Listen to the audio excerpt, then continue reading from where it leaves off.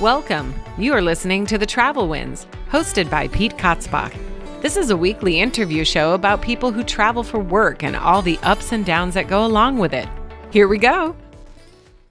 Welcome to The Travel Winds Show. Today, my guest is Steve McBee. I'm not even going to try to explain how many different things you have going on, but let's just say rancher, cattleman, family man, dad, car wash owner, residential developer, commercial developer. What else? What am I? Yeah, I think you did pretty good. Entrepreneur extraordinaire. Yeah, you did. That was great. You covered most of the scope, but there's always a few, stragglers that fall in that we find ourselves doing that we're like, how did we end up doing this? Somebody says opportunity and we jump. We're Exactly. very opportunistic. So I'm like, okay, if they say, hey, this is this, I look at everything all the time. I always laugh because I look at how like something is the glass always half full. Someone brings an opportunity. I'm like, I can make this work. Yeah. My son, he's more reserved. He's like, Dad, we have enough going. Slow down. And I'm like, oh man, this is going to be great. We'll do this, and that, and we're going to be successful. And he's like, well, what if this, and that happens? I'm like, well, we're good. We're good. Let's just move forward all the time. That's kind of my deal. I'm like, I'm always moving forward. So that part I know. I mean, I'm looking at your videos and your reels and everything, and I'm like, all right, he's at a car wash. Oh, that's his car wash. I got it now. Yeah. We've had fun with the car washes. So McBee's Coffee and Car Wash. That was our new concept with also a dog wash. That's a big thing. The dog wash. Yeah. They're getting really popular. So we kind of integrated all those aspects together. We always talk about, if we could emulate anybody. I don't know if you have Quick Trips out there, but they're a rock star convenience store throughout the Midwest. They're growing very rapidly, but obviously Quick Trip and Chick-fil-A, their customer service is, phenomenal. And I'm a customer service guy. Yeah. I mean, I'm all about how can I give a better experience to our customer, and we care so deeply about that. So when we were looking at the car wash business model, and we knew it was growing and a lot of private equity venture capital jumping in there, which we're not. We're a family-owned business. So, we're competing against the big boys, the Wall Street boys. And that certainly adds a whole nother level of challenge. But I'm like, people are going to love us because we're real. Nobody cares about your baby like you care about your baby. Yeah. And so, we come out, we did this coffee. And what the coffee originated, it was going to be like, okay, we're going to have like 5 blends. And my boys went down to Haiti, and there's a charity down there. They're working with some of the St. Louis Cardinal pitchers they know through their hunting show and that they used to have. And so they build schools down there. So and there's really great coffee sourced in Haiti. Yeah. But every like bag of coffee we sell, it puts a kid to school or 2 kids for like 6 months. And so they went down there, spent a couple of weeks, which is I would recommend every spoiled American, and there's lots of us that, we just don't realize how fortunate and blessed we are. They need to go spend, just 2 weeks in a third world country. Yeah. And that's an eye-opening experience for anybody to realize just how fortunate we are here in America. I think we take so much for granted, but not to get off track on that. So No, that's our coffee. And then we kind of stepped it up from there. So we hooked up with one of the coffee people here in Kansas City. He does all the Chick-fil-A's and all the scooters. So we ended up buying the same machine, and the consulting's right here. And we train in all our people. And so instead of just having, because it's kind of like staying at a hotel. This is what we found out. You can get free coffee at the hotel, but where does everybody go? They still go to Dutch Brothers or Starbucks. Absolutely. Everyone goes to Starbucks. So we're like, we want to have a premium coffee as well, not just, oh yeah, it's a cup of coffee. You could add some creamer or sugar. So now we have all the specialty coffees as well, and we've had super feedback on that. And then obviously the dog wash. My son, who is like a research, like absolute doesn't sleep, like he took my energy to another level, my oldest. So he found these dog washes, and they're made in New Zealand, and the guy modeled them after Elon Musk's Cybertruck. They're really cool, modern. They've got a TV screen, and they're getting the software worked out now where you'll be able to, when you're washing your dog and everybody loves a picture of their dog getting washed, they'll be able to take those pictures straight to Instagram, Facebook, share them with friends. And so we've got some really innovative stuff coming down the pipeline we're really excited about. And obviously, the growth trajectory, we just opened our first location in Belton, Missouri in June of last year. We've had an opening every month. So this is you know, and I'm always, everyone's like, how do you do everything you do? Well, this in itself has been, you know, besides the construction aspects of it, because we do a lot of our own civil work, but Yeah. it's definitely been an undertaking, but we're having fun with it. The boys are loving it. They love the ranch and everything, but it gives them, I like the diversity. It lets them kind of understand all the aspects Yeah. of dealing with subcontractors, which is a challenge all in itself. So they're learning a lot. It's fun time. It's interesting because you definitely have shown your boys. I mean, I guess, you know, and I'm from the Western industry, and everyone's like, a bunch of cowboys don't know nothing. You know, a lot of my first interview was Hunter Cure, 2-time world champ steer wrestler, who got Okay. a degree in agriculture. You know what I mean? Oh yeah. So he's running his ranch at home, and then he's steer wrestling in between.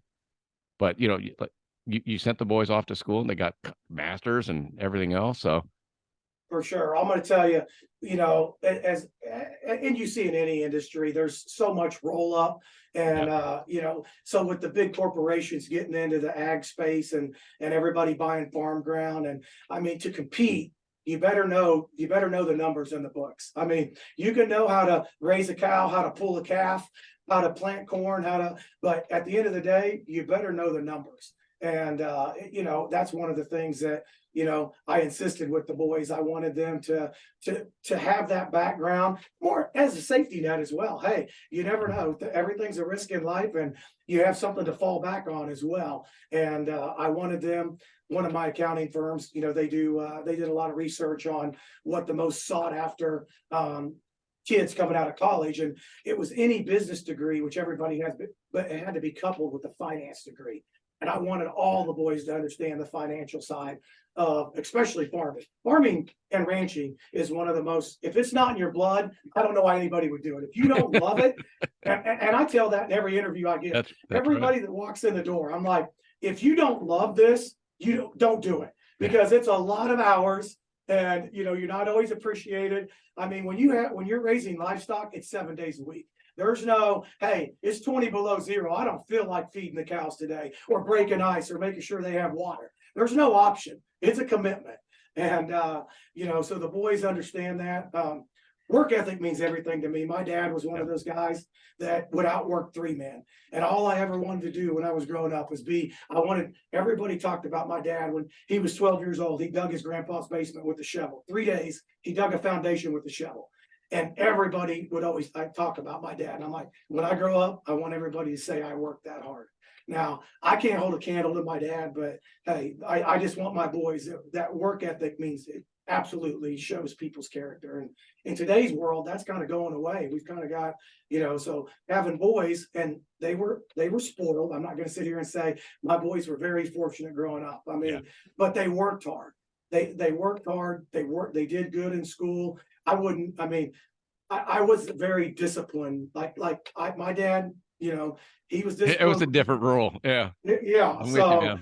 So we kept it in check, and they know what was expected, and I love them to death. But if they got out of line, they were getting lit up, and they knew that. So you know, so now hopefully they can be that example to their children when they get to that point in life, and pass that on. I get to start that in about 4 weeks.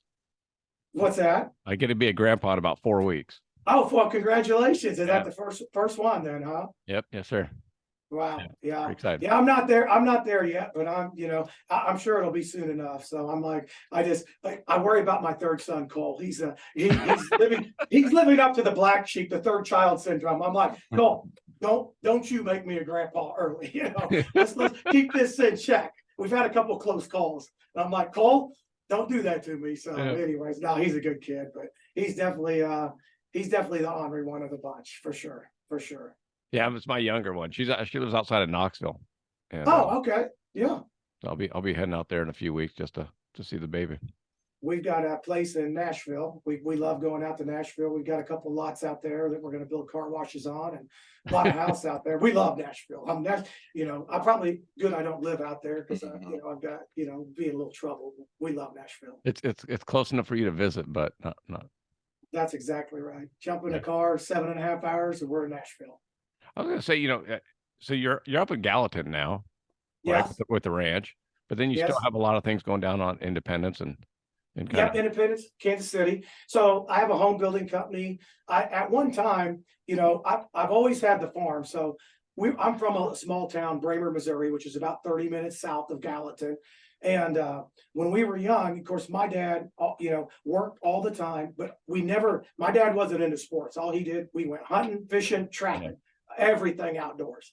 And then one day we show up for deer hunting, and the farm was his uncle's, and he had leased it out. And he's like, and my dad, he's like, I would have, and he's like, well, Jim, I felt too bad to ask you. And so I thought then when I was young, I'm like, when I get older, I'm going to buy my own farm and I'm never going to lose my hunting ground. And that literally started, and we started the farm, McBee Farm and Cattle Company, in 1998. So, it's been 25 years now. Yeah, it's a quarter century. And, yeah. And, and I'm a first generation. So everybody always asks me, they're like, man, did your great grandpa? Yeah, you're so lucky. Like, yeah. And I'm like, and obviously I had other businesses that helped us, help fund that. I mean, it's so challenging with the price of dirt nowadays and the price of equipment. I mean, a new John Deere combine X9 is, 900 grand. I mean, it's, not that you can't buy used equipment, and everyone does, but even with used equipment, the lease rates, the input costs, I mean, there are razor thin margins in crop production. You're swimming in red water all the time. Very, very competitive. So you have to scale that up. And everything I've done, I've always tried to scale it up. I knew that, hey, when I started buying rental properties back in 98, actually is when I started. And I was like, okay, it's going to do me no good to have 10 rental properties. I can't be the guy going out there fixing a water heater at 10 o'clock at night. I've got to get large enough that I can have a maintenance guy, have a manager, a leasing manager. And so I just scale. Gotcha. So I've kind of applied that to everything. They're like, how did you get to, 40,000 acres and 2,000 head of cattle or whatever? And I'm like, I knew I had 4 boys. I knew they'd have different likes in life. And I wanted them, I told them many, many times, you can spend your life building someone else's dream, or you can work for yourself and build your own dreams. So I wanted to have a lot of different opportunities, because, my wife used to get so mad. She's very conservative, introverted, and I say wife, ex-wife, but at any rate, we were married for 28 years and just great. I mean, I love her to death. Best mother I could ever ask for. And but we were always, she was like, whoa. And I'm like, go. Yeah. I think I stressed her out so much. That may have been the problem. That was one of them. And the other was, I'm like, there's no way we'll have 4 boys. I promise. We have 4th kid. It'll be a girl. Well, I was wrong. I've been known to be wrong before, but yeah, I missed that one too, and I don't think she forgave me for that either. So hey, a girl's got to come. Yeah, I was like, no, we won't have 4 boys. There's no way. Yeah, well, I stopped at 2 girls, man. I was like, unless you can guarantee me a boy, I'm done. I was like, oh yeah, I went through that. She had all the charts, taking her temperatures when she ovulates. It didn't work. She's like, you don't have nothing but boys in you. I'm like, well, I guess you're right. That's an argument I don't have anywhere to stand on that argument. So I'm my first granddaughter, it's gonna be a granddaughter. So I got congrats. Everybody's like, all your boys are gonna have nothing but girls. I'm like, that's fine. I probably need that in my life. I have a boy dog. Everything in me is like, my dad, I always talk about my dad was a man among men, and I'm kind of pretty rough, and I'm competitive. I mean, I'm like, there's nothing we're going to lose at. I don't care how hard we have to work, how many hours we have to do it. We're going to win. And, my wife's like, why did God not give you a daughter? You needed one so bad. So happened. Yeah, it's the way it works. So maybe I'll have a bunch of granddaughters. You get what you need at the time, right? That's right. He knows more than I know. So I'll just roll with what I'm given. That's exactly right. Yeah. I was going to ask you, one of the things, I'm in my 50s too, obviously. So I think it's interesting that people of our age, they always ask me, like, how do you have time to do a podcast and do your job and do, go to the Super Bowl and do all this stuff? And I'm like, you just do. It's like, I'm sure you get, because you're more active than I can't even believe. I feel like a sissy compared when I see you running around the town. Oh, it's kind of funny. You're right. That's the first question everybody asks me. Yeah. How do you do that? And the first answer I always tell them is it's good people. I mean, I focus on nothing, but I treat everybody the way I want to be treated. And, I'd like to say, I'm confident to say out that my people love me and I love them. I do. They know I give them the shirt off my back, and I would. And I think that we foster that kind of culture in all of our companies and organizations that they know. Don't get me wrong. We have turnover. We're no different. People take other opportunities, but we try to keep that core group together, and we do everything we can to make their life. I don't want to be the only one doing well. I want everybody around me to do well, but they got to put in the effort. I mean, nothing's easy in life. A lot of people say, I want what you have, but they want to be done 8 to 5. No, you don't. Yeah, and then they say, well, how do you get it all done? And that's an easy answer. I don't. I go to bed at night when they're like, do you sleep? I'm like, oh, I sleep like a rock. When I shut my eyes, I'm out. And then I just get up and start over. There's really no way to finish everything. We do. Steven, my oldest, he's like the man, like beyond organized of anything. He's a machine. Like with his time, he time boxes everything. He wants to be the best businessman in the history. I mean, he's so focused, and I keep so much in my head. I drive him crazy. I think him and I, butt some heads a lot, because he's like, you need to do this, this, and that. And I'm like, boy, I've been doing this a long time. You have your way and I have my way. And, but no, it's a good mix, and we work well together. And obviously I can't say enough how blessed I am to be able to work with all 4 of my boys. Yeah. My youngest, Braden, he's kind of been around the farm and ranch, obviously, his entire life. So he doesn't like the battles between, like the heated battles. He does not embrace conflict. I mean, I'm like, no problem, gets better. It doesn't fix itself. You got to embrace conflict, and we got to have some honest conversations all the time. And Braden is like avoidance of that. So he doesn't really, he loves the farm and ranch to come ride his Ranger and hang out, but the work and the fixing tractors in the mud and he likes the car washes. He likes the management. But that's good. That's why I have that diversity, different strokes for different folks. And I knew, all the boys, they would be different, they're so different. Obviously you have children, you understand. It's amazing how 2 kids with the same mother and father and all, can be so completely different. So at any rate, but I love it. I wouldn't change anything. And it's such a good mix. And we have heated conversations all the time. And at the end of it, sometimes we just say, well, we're just going to agree to disagree. And sometimes at the end of the day, I still have to, I don't want to trump them, but at the end of the day, sometimes I'm like, well, this is still my rodeo and I'm in charge. So if we're split decision, I'm just going to make the decision, and we're going to live with my decision until that day comes that, I'm not in charge. So, and they live with it. They accept it. For now, at least, right? For now. Yeah. The challenge is on. Steven really is at that. He's 28.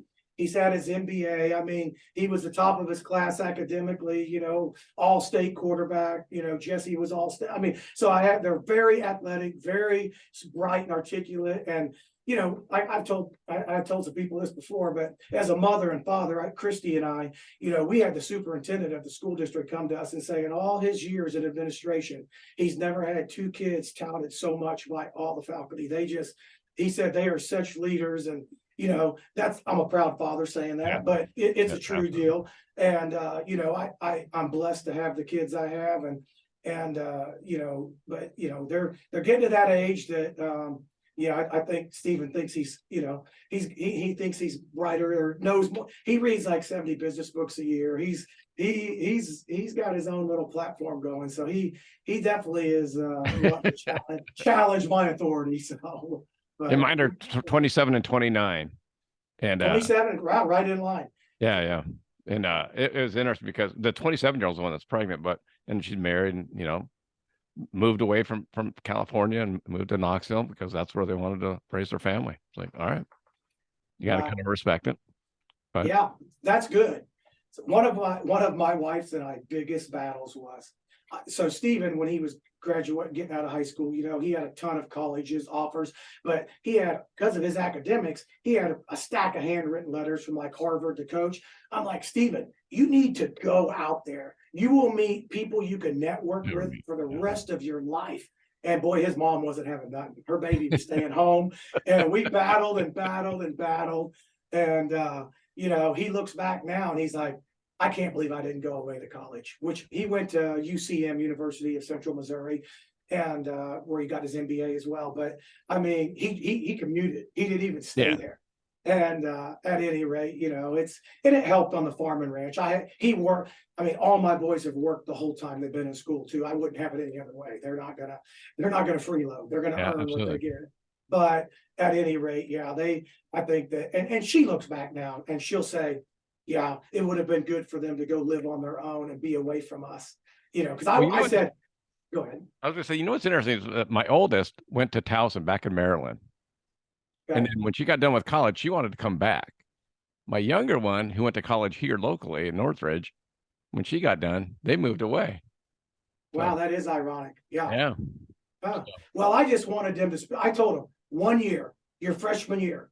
I mean, you're 18, go, you need to live on your own for 1 year. If you don't like it, or you'll come back, that's fine. But I want you to move away for 1 year, just to know for your own, what's inside, what you can do, what's inside. Just know that you can make it on your own. Well, like Herb Kohler, the Kohler Plumbing Company. Yeah. All of his kids, Laura and David, they all work for the company now, but he made them go work for other companies for a few years after college. And he said, I don't want you so inbred that you only see the way we do it. So they literally went out and were VPs of different companies and did all that. And then obviously they now come back and run Kohler. Well, that was sound advice on his. I had some guys that some older gentlemen that are in business and large businesses that said, they would recommend the same thing. Have your kids go work for someone for 2 years, at least minimum 2 years, and then let them come back so that they know they're learning that work, how someone else does it, how they do it, and that they have to answer to someone else other than dad. Yeah. Unfortunately, I had so many irons in the fire. You needed it was easier said than done. But I mean, Stephen was in his MBA and he's working on a MetLife loan. We were consolidating. So we're doing a $12.5 million farm loan. Yeah. And his professor is asking him questions in his MBA. I mean, them guys haven't done a $12 or $15 million loan. And they're, he's going through what we're looking at, how we're doing it. I mean, but I made them put all this together. I mean, the analytics of it. Yeah. And so I think, they definitely, it would have been great for them to do that. But we had, like I said, so much stuff going, so many irons in the fire. I'm like, and I needed them doing that stuff all the time. So, but it's worked out. I mean, there are definitely some pros and cons to both. And absolutely. But yeah, well, they turned out. So I guess we'll just roll with it. Now with the ranch and all that and the farming, and you mentioned the combines. Do you have to go to the farm machinery shows and nails, all shows? Yeah, for sure. It's funny because, since we're a first generation farmer, we do go to a lot of those shows and the equipment and a lot, but, I get this, you'll always see these haters on social media or whatever, and they'll be like, oh, they're not farmers. They've only farmed since 98. So 25 years. What makes you a farmer? What makes you a builder? What makes you a developer? Yeah. And I'm one of those guys that, I love Elon Musk. He's, and everything. I mean, Elon Musk didn't build spaceships when he was growing up, but it's like he said about education. And I believe in education because you need it if it's a safety net and everything. But at the same time, you can learn all the information you want is out there if you choose to go find it. Yeah. And my older brother, his father-in-law and brother-in-law, they're big farmers in Nebraska. And we'll be sitting there, this is 7-8 years ago, and I'm talking about the soil and I'm talking about the CECs and microbial and how much residue it takes to build up your organic matter. He's like, man, I have never heard my brother-in-law or father-in-law talk about anything like that. Yet they're 4th, 5th generation farmers. Yeah. And it's because we study so much and we've went to so many trade shows, so many vendor, continuing education. You can learn anything you want in life. everything else is an excuse. There's nothing you couldn't do with the resources available now. And that's what I tell everybody, my managers, when they come to me and they're like, oh, I didn't know, don't give me an excuse. Don't bring me that, because there's nothing you cannot figure out with the technology available nowadays. It's just a matter of taking the time and not being lazy and researching it and finding out. And so, anytime I get somebody that's, oh, well, your dad didn't farm, or yeah, he didn't. And I probably could give you 17 agronomy lessons you've never even heard of, And so that's one of the deals that it just comes with anything there. When you buy a farm or rent a new farm, especially in small communities, they don't have, they're, oh, Steve McBee bought another farm. He's buying all the land. Well, the farm is for sale. Somebody's going to buy it, whether it's an investor from California or East Coast, West Coast, or, someone local. But man, you just get a lot of hate for that whenever, it's just, you always have a target on you when you're a large operator. We're not a big corporation. That's why I'm like, all 4 of my boys work here and work with me.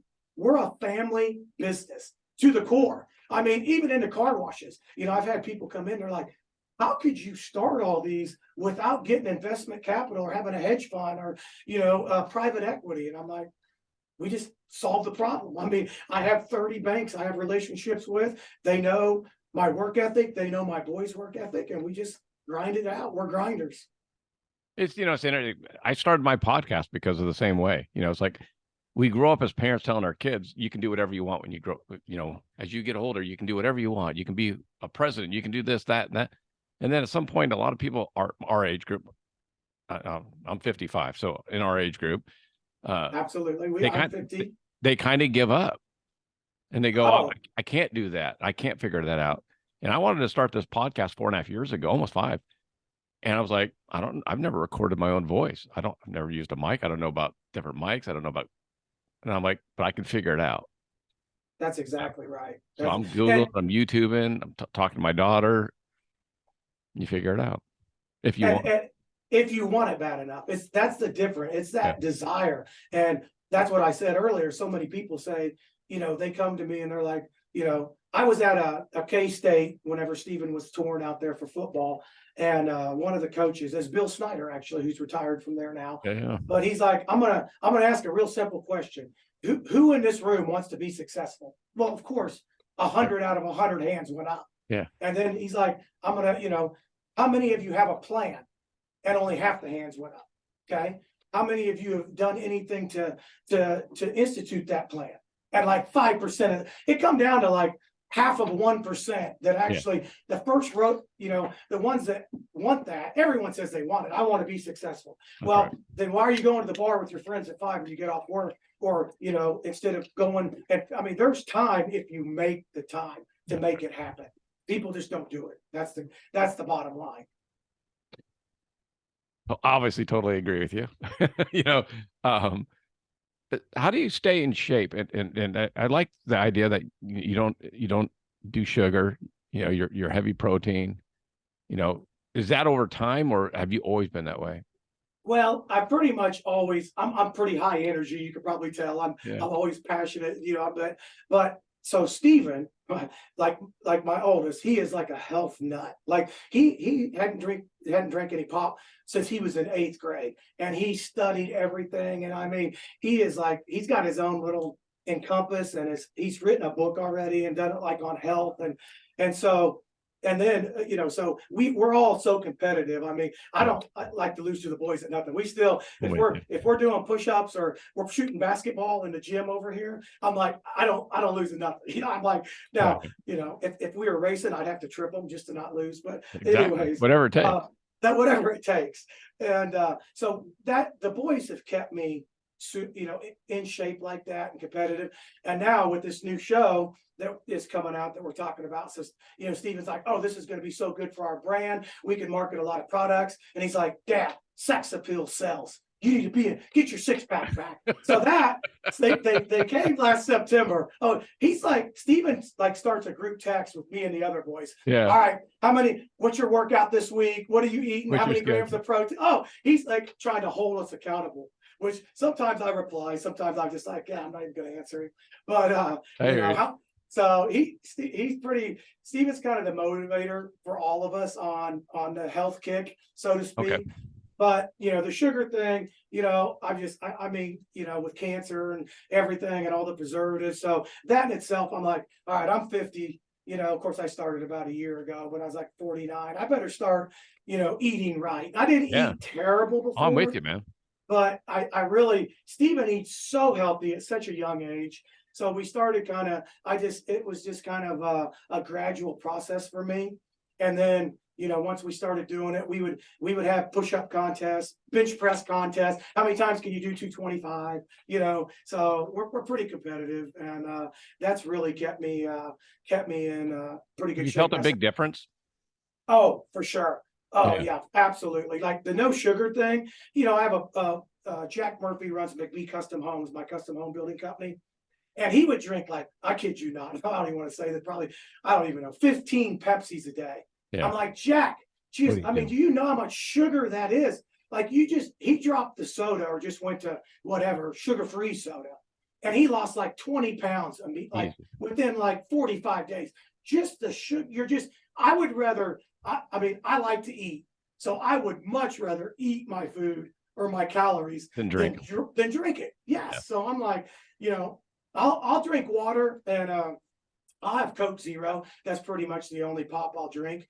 And I don't drink a lot of that, but I try to pound the water. Like Steve will drink 2 gallons of water a day. It's everything I could do to get down a half a gallon or 3/4, but I try to drink, but he gets his blood tested every quarter, his body fat percentage. I mean, he tracks, we had an old saying, inherently whatever it gets tracked gets better. It's like watching your fuel mileage. If you're in a big truck and you start watching that fuel mileage every day, then you start all of a sudden, hey, I went from 15.2 to 16.3, and then you're trying to beat that. So if anything that you track gets better if you're doing it on a consistent basis. I got you.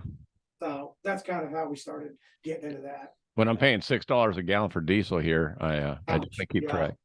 Ouch. Yeah, that's what the diesels. So I've always had diesels, and we've kind of gone away from them because you have one diesel repair. It's like, 10 grand, 10 grand, anything with it. Oh, 10 grand. But I can buy a new Chevy motor out of the crate for $7,500 because a lot of the trucks we buy new trucks. And then whenever they got, when they get to 100,000 or miles after 2 years, because we put a lot of miles on driving around, then we'll roll it into the, for the managers or the people at one of the companies. So we drive our vehicles till the wheels fall off. We get our money's worth. So we've kind of went to that where we're getting gas motors, other than the semis or when we're really pulling every day. But for just running around, it's just not worth having a diesel. Even I have a 3/4 ton. We have like 6 King Ranches for the boys and I, all matching King Ranch trucks. Yeah. And so, but we did all gas motors this time, and I may pull a skid steer once a week, once every other week, and it's just not worth the diesel to me, versus the cost of maintenance and everything. So I know my RV's on a diesel, but I have a Jeep and it's gas. So yeah. Yeah, that's that RV getting 6 miles a gallon, 7 miles a gallon. I'm 15. Oh, okay, gotcha. I had a diesel pusher. Back in the day, we used to, go all the time when the kids were young, and of course, it was a 40-footer, 42-footer. But anyway, it averaged like 6 or 7 miles a gallon. The wind shear alone, it's like driving a piece of plywood down the road, right? It's a 2020. It's a 25-footer, and I use it for work. So I travel up and down the state, so that's what I travel in. So I don't have to. How nice is that? Yeah, I don't have to stay in hotels anymore. So now I'm having an appreciable asset at the end of it instead of just giving Hilton and Marriott all my money. That's a good move. Yeah, and then you got everything in there. You don't have to forget trying to pack and unload in a hotel. Yeah, that's nice to travel that way. Yeah. Sure. So I just spent the last 2 weeks on it. That's why I'm talking to you this week, because I'm like, woohoo, I got time. So is that why your podcast is called Travel Wins? Yeah. Well, go ahead. Oh, I was gonna say, Travel Wins. I travel. I used to do a lot more, but now I'm still doing. Pre-COVID, I did a lot more because it's kind of weird how COVID for my industry changed it. Like we don't go to Denver as much anymore, and as a company, we kind of figured out how to not. Since we couldn't travel, we made up ways, and now we're like, well, it's cheaper, so let's just keep doing it that way. But I get what the Travel Wins. for me, I spend 6 hours driving, right? And so I'm a 100% commission salesperson. So I would be like thinking about how much I have to sell today. How much, if I'm doing this, I'm spending, $250 a night for a hotel room, and I got gas, I got food, I got this, I got to make this, I got, and I got so worked up. So I started coming up with different ways to come up with wins while I was traveling. I So, see. like, if I'd stop at a museum, or if I'd stop at a different rest area and see, read something or whatever, man, just sometimes just getting there was a win, with all the accidents that I've seen in California on the road, and thankfully I've avoided so far, so I would be appreciative when I got to my appointment. I wasn't as stressed about how much I had to sell because I already had my win for that day. Love that mindset. I love that mindset. That's Yeah. good. Yeah. Awesome. So I was curious. It made it not as stressful for me. Well, good. Yeah. And I saw a post that Steven did, and he talked about how you make your bed in the morning, because then you start the day off with an accomplishment. Absolutely. Got that little win. Yeah, and that's the win, right? So that's kind of how I do things. That's awesome. If my RV starts up in the morning, that's a win. I don't have to worry about the heater, all the different things. So just making wins along the way. So yeah, that mindset, I'm a big mindset guy. Like, yeah, absolutely. I mean, that's one of the, like you were talking earlier about the health. Well, obviously there's a lot of synergy with that, with the health and mindset. I mean, I don't care when you work out, you're dreading it going to work out. You're tired, been a long day, you've had a lot of problems, but when you work out, you feel so much better. It's mind, body, soul. It really it's all that, it's just so vertically integrating everything into that mindset. Yeah. And I'm a firm believer that, like, that's why, earlier we were talking and I said, hey, I always look at everything and say, this is how I'm going to win. I mean, you give me, okay, the bank calls me and they've got a multifamily asset. I was buying a lot of them back in, 9, 10, 11 after the 08. Absolutely. Yeah.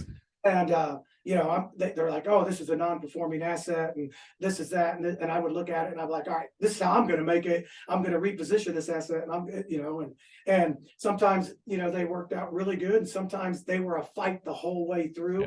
Yeah. But you just keep the grind and don't quit. But I always, that mindset of you almost, present your own future by the mindset you have. By just talking it out loud into existence. Like, we're going to do this. We're going to be the largest farmer in Missouri. We're going to do this. We're going to, build this car wash and this coffee and car wash concept. And we're going to provide the best customer service. And we're going to instill these values into our team members. And, and you just, you think and feel you believe in it. I mean, and you just gotta pass that on, and it brings everybody into a light. Oh, man, that's so true. Like this year, I'm working on saying yes, kind of the Jim Carrey movie. I'm saying yes to a lot of opportunities I probably would have said no to before. I mean, i.e. the Super Bowl, we were talking about before. I probably would have said, nah, I don't want to go. It's gonna be a lot. I got to take time off from work, and I got to go. It's a 8-hour drive. Man, it's a once in a lifetime. I met so many cool people. I mean, for me, seeing Dick Buckus walk by, you're like, oh yeah. And just all these people, like, so I said yes to it. You know what I mean? So it's like, I said yes to going to a friend's birthday party. And because I went to the birthday party, I met Gene Simmons's bass tech, and then all these other different people, but something I would have said no to. So that's a good, I like that. I've never had that, but you're right. Yes. I mean, the opportunities. Well, I get it from you. You're that way. I mean, people say, hey, I got this land over here, this dirt over here. I can't do anything with it. It's a non-performing asset, blah, blah, blah. It's like, I got it. Yes, let's do it. Absolutely. No, and we do. I mean, we go after it. I mean, and I'm probably over optimistic, but I can tell you absolutely, you're going to get so much further in life being over optimistic than being pessimistic all the time. Heck yeah. I mean, no, I'm not going to go to the Super Bowl. No, I'm not. I mean, or no, if you think of everything, oh, it's going to be crowded. It's going to be busy. It's going to be hard to park. I mean, you could name 1,000 reasons why not to, right. And just one yes, and look at everything that comes out. I do it. Yeah. Yeah, for sure. And that's what's cool. I think, and now you're going to, I foresee with what you have coming up in the future, you're going to get even more people, like how people say, oh, you've only been farming for 25 years. You know, people are going to say, oh, how lucky you are. And you're just lucky, without seeing all the hard work behind it. That's exactly right. There's a lot of that. I mean, and everybody knows the old cliche. I mean, you kind of make your own luck, right? Yeah. I mean, and that's, and that's the work, but it's also the mindset. You start with that mindset that, hey, this is what I want in life. I mean, I love the farm. Yeah. I love the agronomy. I love the science. I love seeing something, that is a quick turn. Because I mean, my attention deficit disorder. I'm like, all right, I got it, but I can see that crop get planted in the spring, growing throughout the season, and harvested, and then we get to do it again and try to do better and try to do better, Better yield and all that. yeah, and I love it. I love the challenges of it, and they say the work never ends on a farm. Well, and it's so true. I don't care if you're a hobby farmer with 50 acres or you're farming 40,000 acres. There's a never-ending work. So I never sit in the house. It's kind of funny because we're talking about doing this show, and I'm like, well, I really don't watch TV. I can't remember the last time. I don't even listen to the radio, which is, I mean, unless I'm listening to I listen to Blinkist, I listen to some books, and that's my books. I have to have the 10-minute version so I can take it all in. So it's the abbreviated summarization of it. And so Steven's like, Dad, you ought to read this book. Great. I call him back 20 minutes later. Oh, that was good. What? Yeah. I'm like, yeah, I'm on Blinkist. So they give me the summary. I get all the key points in a very quick.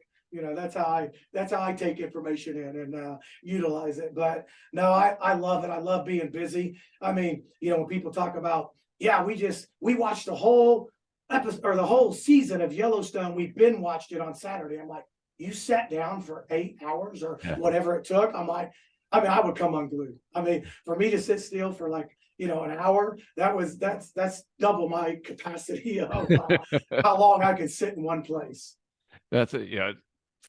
I love Yellowstone because of what it's done for our industry, the clothing and Western industry, and making, I'm not a huge fan of the show itself, but I've watched, I think, 3 episodes because I'm like you. It's like, I got stuff to do. It's like, oh yeah, that's it's kind of, they're like, and then they're talking about, and of course in any show, even it's an unscripted reality show, they want drama. I mean, they want to keep the viewers' attention. Yeah. And so if you give them a little bit of, oh yeah, Stephen and Cole fight a lot because Cole thinks he wants to run the ranch. They're like, okay, we're going to take this and amplify it times 100, and get a whole, deal going off of that one deal, off that one thought process. So it's pretty funny, but we're excited about the show. We used to say all the time, we're like, man, nobody could, if we had a reality show, people would be blown away. All the problems with banking, with contractors, weather. I mean, the challenges are never ending. I mean, and they come so fast, permitting, and so much. And I hear rumors all the time. He used to be a drug dealer from Kansas City. He's in the mafia. I'm like, Italian to you? I'm like, where does this stuff come from? Irish mafia. Yeah, exactly, right. And I'm like, can a guy just work 7 days a week and have a little success and it'd be okay? But yeah, it's just part of life. You just gotta let it roll off your chin and keep moving forward. I don't reply to any of it. I just, I'm just like, I'm too busy to deal with that stuff. And so if someone says stupid stuff, I just delete it and move on. It don't even bother me. I'm like, I mean, they must have too much idle time in their life to be searching the social medias to try to find somebody to call out for something. You know what I mean? I'm not a hater. I'm a congratulator. That's what I always say. Don't hate, congratulate. I love people that are putting it on the line, starting businesses, taking risk. I mean, that's what I told the boys. I mean, like I said, I challenge my boys all the time. I'm like, I want you to question everything. I love my boys more than anything in this on earth, right? Everything I do is to make them have a better life. But at the end of the day, what if I got bad information? I want them to be a wolf, not a sheep. I mean, they need to be bright and articulate and question. They not even listen to, they know I have their best interest at heart. But if they have, I'm fine with them questioning something, my decision, or why am I doing this? Or maybe I got bad information back in the day from somebody and there's a better way. I mean, I want them to be thinkers and use their own mind. It's so powerful. I feel like today, everybody's so pre-programmed. They're pre-programming their children, walk this way, talk this way, and get outside the box. There's an awesome world outside the box. Huge world. I live outside the box. Probably, probably too much. I think I had, to my ex-wife, way too much stress and to Stephen. But I'm like, man, life is short. Who wants a boring life? I mean, get out there and take some risk. Yeah, it may not work out, but doing what you're doing, which is nothing, I guarantee, it's never going to work out, Yeah. I mean, and even when the boys were little, they started their own hunting show. And I say little, they were 15 and 16, putting together their own bow hunting show, filming, and they'd be like, oh, the weather's bad or it's too cold. I'm like, well, I promise you're not going to kill a deer sitting on a couch. So, everything is a mathematical thing. The more time you spend that's a 0% chance. 0%, this is going to have an opportunity for something. It's always unexpected. Yeah. And I'm like, that's why it's called hunting. That's why fishing is called fishing, not catching. You don't want to catch if you went out every time and caught 100 fish, you'd be bored with it. It wouldn't be fun. It's the challenge of, you go out, you're going to have good days and bad days, probably more unsuccessful days than good days fishing. But when you have a good day, it's magical. And you're like, that's what keeps you tied in on everything. And that's business like that, I was going to say, there are a lot of business references that you just said in there. Yeah, you can tie those right back. Yeah, for sure. Because they're, in sales or, I always find it interesting. People will see your finished car wash and go, oh my God, he's so lucky he got that done, without knowing the permitting issues. What did you find when you dug up the ground and you went, oh, there's a line there that they never told me about. And I mean, the myriad of issues that can come up to make you look successful. And you'll get some of that from the show. Oh, for sure. You make me chuckle because we do all our own civil. So I had a company, Land Telecommunications. So I buried fiber, water line, gas line. So on the car washes, we self-perform all our own civil. And I always laugh because I just hit a water line like 3 months ago, an 8-inch main. It wasn't located, but right on 24 highway where everybody I know is driving by, and there's water shooting about 300 foot in the air, and I'm standing there next to the dozer.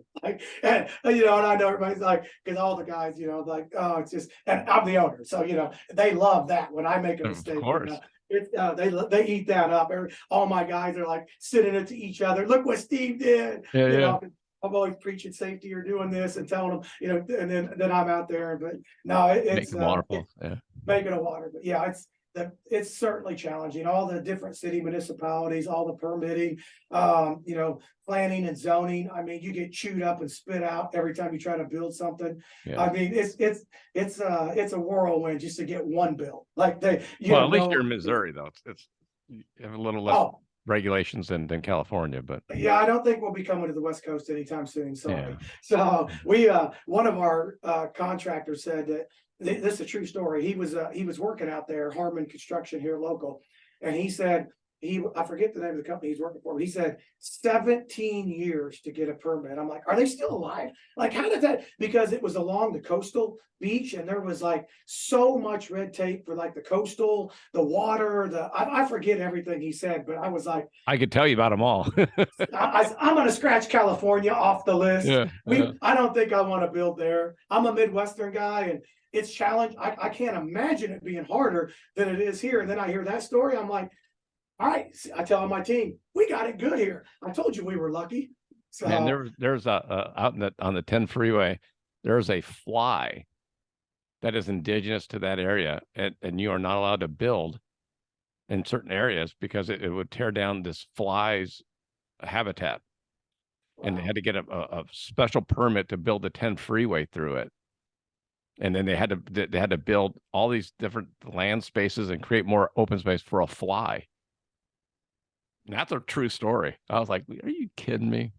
I better plead the fifth on that. I don't want to get into that, stay away from that kind of conversation, because I'm obviously very opinionated, and I actually, and I say opinionated, I'd like to just use the word common sense. I tell all my people, let's just use a common sense approach And I don't know that that's going to hold any value to anybody in this world anymore. I mean, common sense is gone. That's out the window. Yeah. I mean, it's like, wow. My dad 30 years ago was saying he wanted to write a book on common sense. I said, Pop, it's not going to work because the people that need it won't have the common sense to buy the book. Touche. Good point. Good point. So, That's funny. Gotta keep doing what you're doing. I wish you the best of luck with everything that you got coming up. It's going to be a fun ride coming. Well, Pete, I appreciate it. Thanks for having me on today. Good conversation. Yeah, I really enjoyed it. And we'll have to stay in touch. I mean, I would think a better sponsor for you might be Carhartt, but yeah, they may be. Yeah, we'll stay in touch. No, it's funny because Carhartt, I think they're like the 900-pound gorilla in that space. I mean, they don't even hardly need to market or advertise it. So one of the girls that's in marketing, she's like Steven, my oldest son, can get whatever he wants for free from Carhartt. Yeah. But they don't really, I don't think they sponsor stuff. Maybe I'm wrong.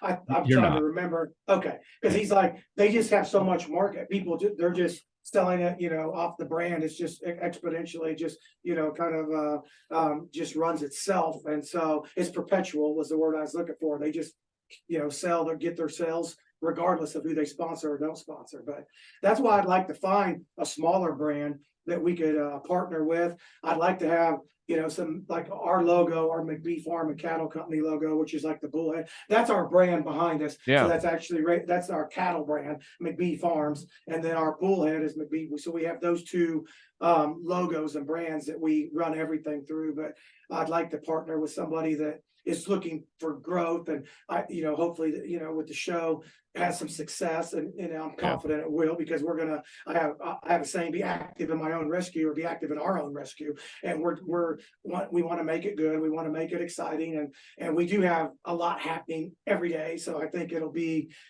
interesting to the people that, start watching and know all the dynamics that are taking place behind the scenes. So, but anyway, that's kind of what we're hoping to get some people that we could have some opportunity with like that in that scenario. And they're out there, and we can talk offline and do all that. Sure. Absolutely.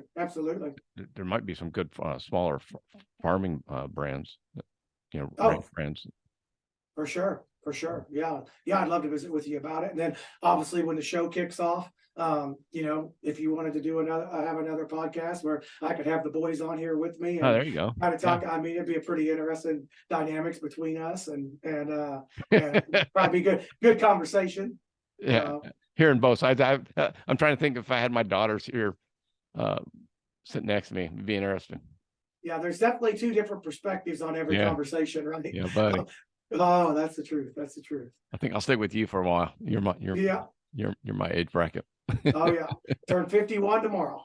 No, do you really? Happy birthday, man. Well, thank you. March 7th. Yeah. 51 tomorrow. That's my niece's birthday.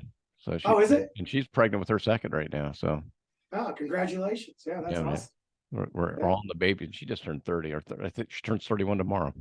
31 tomorrow. Yes, sir. Awesome. Yep, sure. That's lucky number 7, right? I'm hoping for 15. The 15th on my granddaughter. Are you? Her due date's the 28th, but I'm hoping for the 15th to be. Mine's the 15th. My wife's the 15th. My other daughter's the 15th, and my other daughter's the 14th. So your wife and daughter all have the same birthday? Not on the same month, but we're all but the same on the 15th. I'm June 15th. My wife is September 15th. My other daughter's December 15th, and my youngest is March 14th. Wow. Yeah, that's crazy. Yeah. Or May 14th. Crazy. God, I messed that up. Yeah. The 14th. Yeah. Yeah. Yeah, that's ironic. You guys, so needless to say, if I need to get in your garage, your passcode's 1515. It should be. I always get around because everybody does their little password into their garage or door or something. It's like, I'm pretty simple. I'm like, it's a good thing it's a good and bad thing because I always kid around. I'm like, man, if I'd have bought Bitcoin back in the day, I had my buddies calling me years ago. I'm like, I'd have never known my password. I'm always having everyone reset. I'm like, man, I can't even get into my own damn email when they change it because, I use the same password over and over. Then they won't let you use it. Yeah. And I've been getting in it. I'm like, this password stuff's over. You'd be like, I'm a multimillionaire and I can't get my money. Yeah, I can't access that. I have no idea what my password was from back then. So, it'd have been funny. That's good, man. Well, hey. Enjoy what you got coming up. It's going to be a fun ride for you. Absolutely. Thank you so much. I really appreciate it. Yeah, likewise. All right, Pete. Have a good day. Thanks, bud. Bye-bye. You bet. Bye-bye.